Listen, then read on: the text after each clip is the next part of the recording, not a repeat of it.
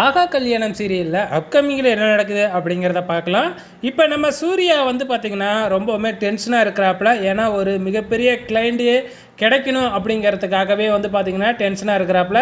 So அந்த கிளைண்ட்டுக்கிட்ட என்ன டிசைனை காமிக்க போகிறாரு அப்படின்னு பார்த்திங்கன்னா, நம்ம மகா வரைஞ்ச அந்த பஞ்சபூதம் அந்த டிசைனை தான். ஸோ இப்போ கிளைண்ட்டு முன்னாடி அதை எக்ஸ்பிளைன் வேறே பண்ணணும் இல்லையா? ஸோ வரைஞ்சவங்களே எக்ஸ்பிளைன் பண்ணால் தான் கரெக்டாக இருக்கும். ஸோ இப்போ வந்து பார்த்திங்கன்னா நம்ம மகாவே வந்து பார்த்திங்கன்னா ஆஃபீஸுக்கு வராங்க. அது வரைக்கும் நம்ம சூர்யாவுக்கு தெரியவே தெரியாது. இவ எதுக்கு உள்ளார வரா இப்போ கிளைண்ட் மீட்டிங்க்கு அப்படிங்கிற மாதிரி நினச்சிக்கிட்டு இருக்கும்போதே மகாவே போயிட்டு வந்து பார்த்திங்கன்னா எல்லாமே எக்ஸ்பிளைன் பண்ணுறாப்புல.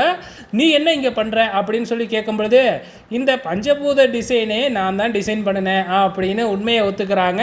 ஸோ சூர்யாவுக்கு அப்போ தான் புரியுது. ஸோ அப்போ எல்லாமே இவ தான் பண்ணுனா டிசைன் எல்லாமே அப்படிங்கிறது தெரியுது.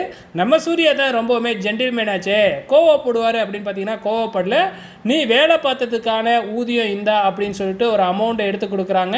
ஸோ நம்ம மகாவுக்கு ரொம்ப சந்தோஷம். ஏன்னா அப்பாவுக்கு உதவும் இல்லையா இப்போ ஃபேமிலிக்கு. ஸோ அதனால் நம்ம மகா ரொம்பவுமே சந்தோஷத்தில் இருக்கிறாங்க. ஸோ போக போக எப்படி போக போகுது அப்படிங்கிறத வெயிட் பண்ணி பார்க்கலாம்.